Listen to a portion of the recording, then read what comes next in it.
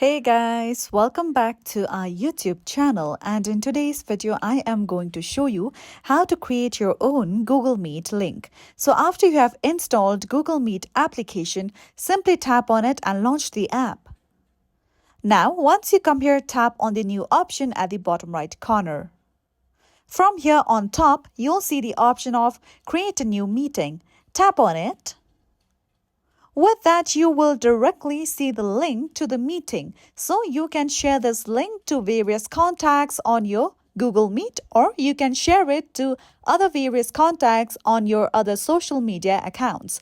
So once copied, you can share it accordingly and invite people to join your meeting. So follow these easy steps and you will be able to create your own Google Meet link and then host a meeting on your account. So that's it for today's video, and at last, don't forget to subscribe to our YouTube channel.